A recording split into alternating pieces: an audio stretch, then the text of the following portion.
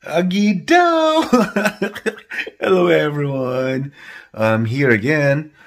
Magluluto tayo ngayon ng biko kasi mayroon akong malagkit na natira last month. Kaya mga 2 kapata yon. Yun lulutuin ko ngayon. At saka magluluto ako ng chicken adobo with pork meat. Yan. Chicken and pork adobo pala.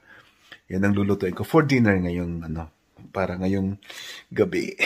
Sige, magluto muna tayo.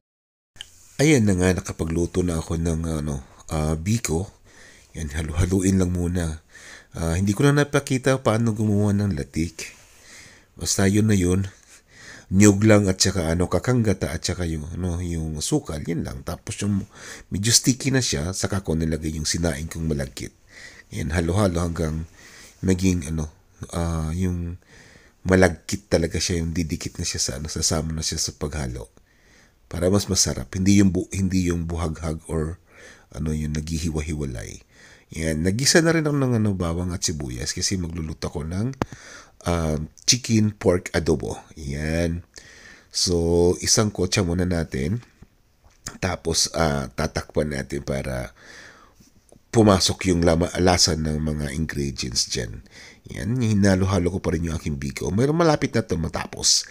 Yan, sarap no kaya. Ito yung partner ko ng sa kape sa umaga. Yan.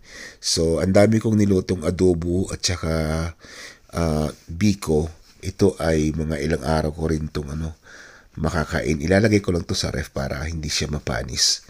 Yan, tapos iinitin ko na lang. Yan ang adobo ko. Sarap, di ba? So, nilagyan ko na to ng tuyo. Yan.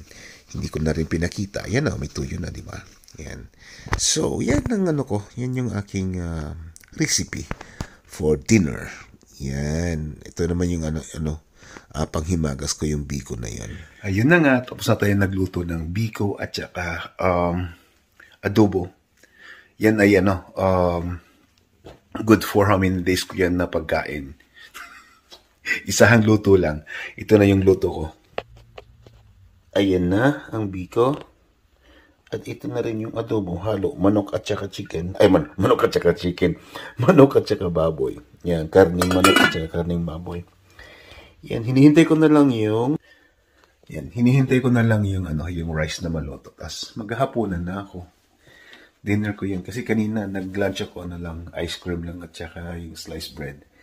So, ngayon, adobo naman. Kakain ako ng kanin. Kasi baka ako mangayayat, di ba? Alright guys, thank you guys for watching and thank you for following me. Thank you sa pag-comment nyo dyan sa baba at saka sa pag-like. Thank you guys so much. Bye-bye. Agidaw!